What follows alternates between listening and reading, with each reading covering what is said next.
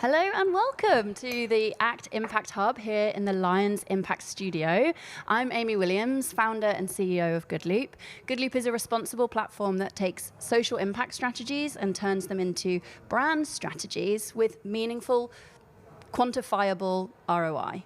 My whole goal is to help business leaders and marketing leaders articulate the business case for social impact, because if we bake it into our business strategies, we make it more scalable, more durable, and ultimately more repeatable. So I am so excited to have this conversation today. Thank you for joining me. Today I have Tim from the NFL, I have Nathan from understood.org, and I have Sara from BetterHelp. And I'd love for you all to introduce yourselves a little bit, but also give us like a little insight into a day in your life. You know, what are some of your priorities? What are some of the things that are keeping you up at night? And what does it look like to be the CMO of the NFL, for instance? Yes, that's a great question. What's it like to be the CMO, aside from being here in Cannes? We have two real core communication strategies at the NFL. One is like the joy of the game itself, and all the excitement around the game. And then the other is, how do you transcend the game? And how do you find a way to give back to your communities and be a force for good? Our strategies in the U.S. is continuing to develop and expand our fan base and diversify our fan base. So, for example, I'm thinking all the time, you ask me what I think about, what I do every day, thinking all the time about how do we attract more young people, how do we engage more young people, how do we bring in and recruit more Latinos, which helps us not only in the U.S., but also in Central South America and in Spain. And then also, how do we attract more girls and women? And how do we understand them more as fans, and how we can bring them in and make them sort of more engaged fans? Because we have almost 47% of our fan base that are women, but they're not as engaged as some of our other fan members. So that's also important to us. And so this whole area, when I talk about transcending the game, being a force for good and working with partners that help us give back to communities is very important, right? And it's also helped us develop strong relationships with our players. We have this strategy that we call the helmets off strategy, which essentially is like, in American football, you have helmets, right? So you can't see what they look like, right? So on the one hand, we want to know what our players look like, but more importantly, we want to know who they are as human beings and what they care about and what do they burn for. Yeah. And so causes and things that are really deep down and intimate to them has really become a part of what we do. And we leverage our platform, we work together with them to help them express themselves and build their own sort of, their own personalities and their own equity as a player, right? Both on the field and off the field. So, a lot of what I do is, using our platform, expressing the things that we care about, the values that we have through our players, and so we have a more human, compassionate voice. And then again, trying to find ways to expand the NFL, not only in the US, but also internationally.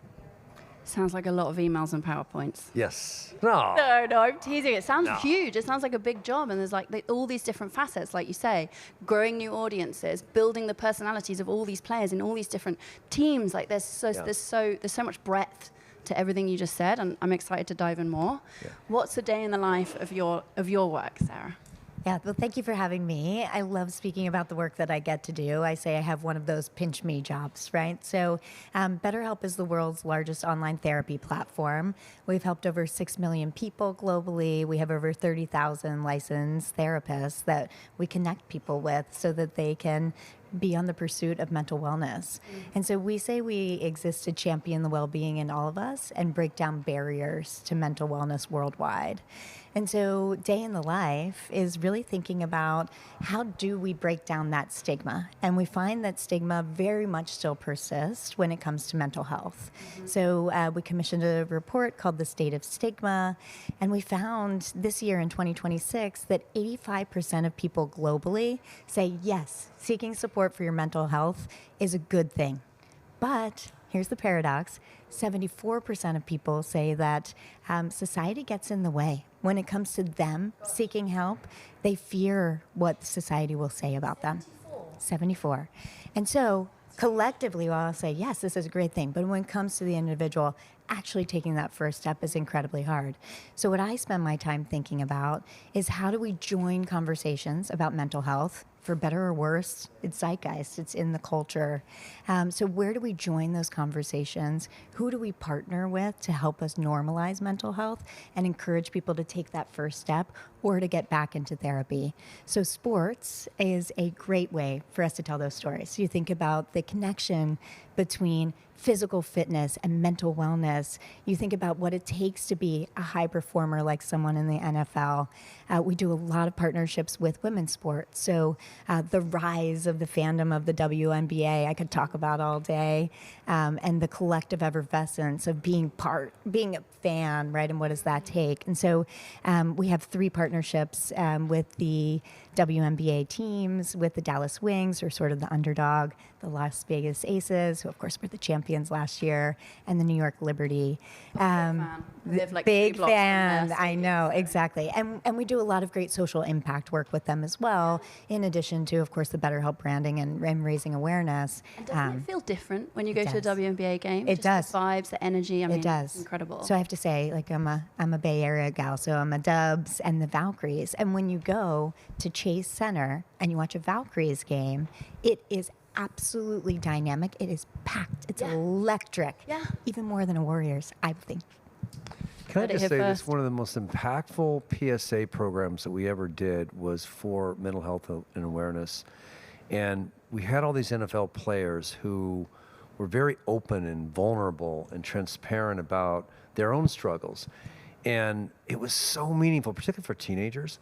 It was so meaningful to people because these guys who they thought, were just impenetrable and that, and didn't have any kind of like weakness or lack of confidence or any of these worries, to hear them talk so openly and so vulnerably about their own sort of mental health challenges, anxiety and depression and so forth, was just incredibly powerful to people. I brought together a year ago 11 leagues, right, together with the Ad Council in the U.S., and we did a campaign on mental health and awareness together as a group. And we're all competitors, so it's often difficult to get sports leagues to work together. But when we did that, it had so much impact. The name of the campaign was Love Your Mind. And so what you're talking about, I just love to hear that. And I appreciate what you said about the power of sports to do that. Absolutely. That's part of the conversation. And that was such a powerful campaign. Kudos to you. Just on the, I was going to bring you in. I was just going to think about that, I'm speaking about the segueing. power of the mind. I'm from understood.org, which is a leading organization focused on neurodiversity, which is people who have conditions like ADHD, dyslexia, dyscalculia, and everybody navigating neurodiversity nowadays has a lot of challenges in the U.S. with what's going on. But the important thing that we've seen more recently is the rise of the term neurodiversity, rise of awareness of neurodiversity, and how that has actually become a really important element for marketers. We've found that 50% of the creative industry is neurodivergent, 53% of Gen Z is identifying as neurodivergent, and this is becoming the future of what America can be. And there's a lot of business case, and being a social impact company talking about social impact, it's great to hear other brands are taking it seriously, because if you think about neurodiversity in brands, particularly when it comes to the actual business case for social impact, engaging neurodivergent people at work, there's both a revenue and a bottom line opportunity, right? People who are neurodivergent solve problems more effectively, efficiently. They can come up with more creative ideas and drive innovations within companies. And if they are engaged correctly, there's actually a reduction in turnover, there's a reduction in frictional cost of replacing employees, and there's also a huge new revenue opportunity with a $1.9 trillion buying power. There's a huge opportunity for people and brands to engage the community. Well, on that point, I was reading in your research that people with ADHD in particular are 90% more loyal to a brand. Was that? Yes. We just released a paper with Cannes Lions, the Unstereotype Alliance, and Shift 20, and it found that neurodivergent individuals, primarily people with ADHD, have a 90% brand loyalty rate, and that is incredible, right? But to somebody who's neurodivergent, we often use the crest example. Like when I got here, I had to look for toothpaste because I forgot it. And I went through every single line, looking at every single thing, not knowing which would be better. I'm like, is blue better, green better? And perseverating on that difference. So if I find something, I'm not going to switch. The cognitive load for me to switch is way too high. If I have a favorite team, I'm not going to research a new team. If I have a therapist, I'm not going to research a new therapist. But having the way in which to engage people and leverage that loyalty is not done yet. And on the flip side, brands don't engage people that constructively. So 20% of people who are neurodivergent feel the brands aren't engaging them. Yeah. And so that leads to whole new opportunities for people to engage. Makes you think, doesn't it? As marketers, that's the kind of gold dust stat that feels like a huge opportunity. Can I invite us all to take our helmets off for a minute? Like, I do want to get back to the business case and some of the amazing work you're doing, but I'd love to hear what drives you as individuals. It's such a big part of how we are brilliant at our jobs, how we inspire our teams, and how we have the bravery to do the kind of work that you all are talking about. So, I can share one. Like, I have become very aware. I've worked in this industry my whole career. I'm going down the Croisette feeling this torn feeling about our industry. I love it. I'm so aware of the power and influence that we have and how that can be an amazing force, but also how we're not necessarily always using that power in the right ways. And so recently I've joined the advisory board of Scroll Aware, which is this organization that's all about being aware of scroll addiction and like how our industry's fueling these social media companies and the polarization and loneliness it's fueling. Like, it's become something I'm really passionate about. It's work adjacent, but it's not my job, and it's just something that's giving me this like amazing energy. So I just wondered if there was something that sparked for you, something you care about, in or out the office, just to sort of get a little insight into who you are on the personal side of that Venn diagram. I can start and then throw it to you, Annie, because the being neurodivergent and working in a for-profit world for many, many years, 25 years, having the ability to do that every single day and partner with and alongside and work through other brands to help deliver impact is incredibly meaningful, right? Being able to actually say I'm neurodivergent to an audience, that is actually enabling people to see a leader who is neurodivergent actually talking about it in a constructive way. Because then you have people who are, oh, that is like me. I can be somebody, and it's not that I have a deficit. I have a power that I can do things very differently, and that's a beautiful thing. It is. Yeah. I've got I love helping people sort of through mentorship, right? Like I'm on the board right now of Big Brothers Big Sisters, and I can't tell you how rewarding that is to be a part of that group. And I certainly wouldn't be where I am today without important mentors in my life. And so using my own sort of platform or my own influence to help others and to also empower others on that is incredible. I mean, we at the NFL, we had a program where we started with a Super Bowl commercial around the power of mentorship, right? It called "You Are Somebody," right? And it was all around children and helping children realize their own possibilities and have self-belief. And then we sort of worked together with them into our draft, which the NFL and the draft in the U.S. is a really big moment, right? It's like the third most talked about moment of the year online. That's how big it is, only behind the Super Bowl and the Grammys. And so we used So we used the draft, we called it the big draft, right, with Big Brothers Big Sisters to sort of then, recruit more mentors. And we had like 30,000 kids on the wait list for a mentor for decades, right? And even though we kept bringing in more mentors, we couldn't get that 30,000 down. And after this period working from February through the spring, that went to 20,000. So a third of that was broken down just through this working together, collaborating and working and using the platform, right, for good. So for me, that human connection, that ability to help others and mentor others has always been a passion for me.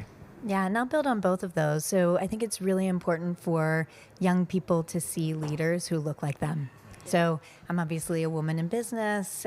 Still, too few of us exist today. Luckily, that's increasing. I'm a mother. I very much lead with that. I lead with empathy with my team. I, too, mentor people who are coming up in their careers. And I also recently became a lending partner, a limited partner in a venture fund called Mother Ventures. And the whole thesis of Alison Stern, who's the the lead investor in this fund, is mother as consumer. So again, so much purchasing power from mothers, right? They run the household, they make these decisions on where the money is being spent. And it just is a happy little accident that, most of the portfolio companies are run by women as well, right? And so it's fascinating and such a joy for me to be able to use, my money and also some of my experience to help these companies that are directly working with women, for women. Incredible. It's really beautiful seeing how you all light up talking about those things. I feel it too. And I could talk about that for the whole hour, but I'm going to change gears, and now I want to talk about the hard-nosed business.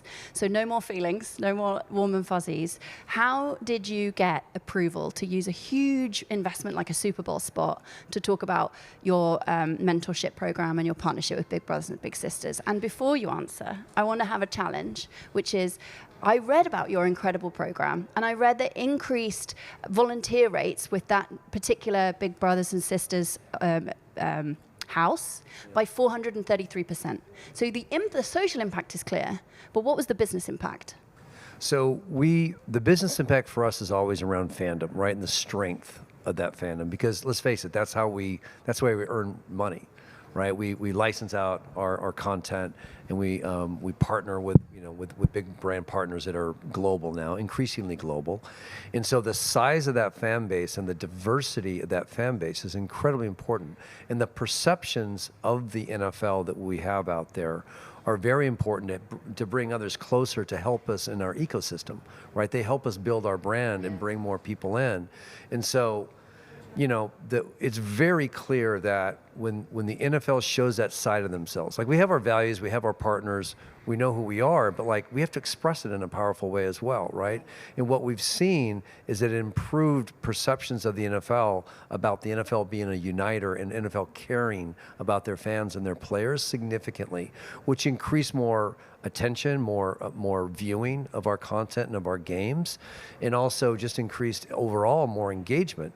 So essentially that helps us be even more powerful, right? And have even a more influential platform of which to do good. So it's sort of a very virtuous cycle of how we bring others in, we strengthen our platform, and we continue to do the things that we know will be a force for good and help our communities. But at the same time, it's without a doubt, it's very clear. It's helping us build our fan base, which we monetize. Yeah, and do you measure that brand sentiment? Are those KPIs? Oh, absolutely. Yeah. And it's continued to increase for the last 8 years pretty dramatically. Like you say, actually. 47% of your fan base is women. I mean, it must be such a resonant issue with mothers and it's most meaningful to women, to people of color, and to our youth audience. Oh, right. Which exactly. And those are all the three audiences that are fueling the growth of our fan base. Yeah. I would just build on that again. I think it's all about brand sentiment and perception, right? So how are people thinking about your brand? They may be aware of you, right? But what does this brand stand for? What does it do? And there's nothing more powerful than putting your money where your mouth is, right? Yeah. And so really being able to give back to communities in a meaningful way, being able to engage these audiences in a way that's really resonant is something that will pay off time and time again, not only in awareness, but in perception. That really matters. And I think increasingly in a world where people are discovering brands more and more in LLMs and in gen purpose, bots, right, and AI, they're looking for trust, right? And so I think that's the next metric that we'll be measuring when it comes to social impact. But also, you are the chief growth officer, right? And so, sentiment is amazing, but it's very hard to quantify. And what is easy to quantify is app downloads and therapy hours consumed. And like your Mind Over Madness campaign, where you donated over 1,000 hours of therapy to college students, that's a really interesting example to me, because you gave away very expensive product. Like, where does that budget come from? Is that marketing budget, and is it tied to a KPI like app downloads, or is it just top of funnel? Yeah, so absolutely. I'm glad you brought up Mind Over Madness. And we actually donated 1,000 hours initially, and then hours per every assist during March Madness this season, which was really exciting to see. Cool. And we actually donated almost 40,000 hours of therapy. Incredible. Right? And so it's a marketing budget. right? And so we look at where are we going to allocate those dollars, and then how do we think about how is that driving perception? And perception is part of an overall brand health score. And when your overall brand is performing well, you see the halo effect in app downloads and trials and all of these things. And the math proves it out. We're quite data driven. And so I would actually say that measuring brand is easy, right? If you have the right approach to it. But it absolutely has a halo effect on the commercial results. Fascinating. I mean, it's such a brave campaign. And it's so interesting when you all sit around this table, you think this is perhaps a disparate panel, but actually there's this real thread between all of the work. It's all using sport and using a kind of a combating of stigma to like repair these little pieces of the social fabric. So I think it's actually a really lovely conversation to thread some of these pieces of work together. Is there any final closing thoughts you'd like to share with our audience live, with our audience in the room before we wrap up? I just thank you so much for being here and for you bringing together these very, there's a lot of ways that we can all help as marketers and not just think about our own P&Ls, of course, but think about what good are we putting in the world. Yeah. And I think that's increasingly important as CMOs.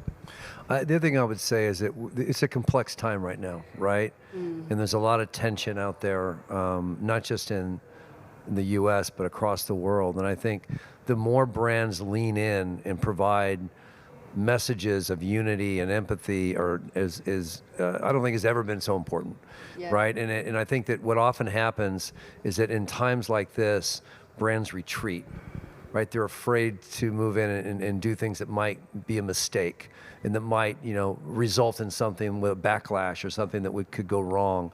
And I think it's important for us to encourage and inspire other brands and marketers. Here we are in Cannes, right? I think we have to inspire other marketers to have courage and to sort of lean into the things that they feel and they know that are deep in their values. Right. And I think as a social impact nonprofit, we thank a lot of the corporate partners who still and remain committed to social impact.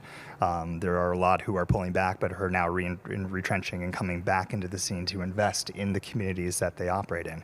We help mostly moms, and we value the partnerships we have and the commitment that everybody has to making the fabric of our society better. And I'll just say you are doing a fantastic job of articulating the business benefit of investing and taking the time to learn about neurodivergence and how it can thrive in the workplace. Yes. Really recommend everybody check out Nathan's work. Thank you so much for joining me. I founded Good Loop because I really am passionate about turning social impact strategies into business strategies. And I've seen through my work and through learning from you all that there is very clear ways that you can quantify it and tie it to business outcomes. So hopefully we have inspired and shown courage and inspired a new conversation like this somewhere in the quartet today. And so thank you for all your time. Thank you. Thank you. Thank you, Amy.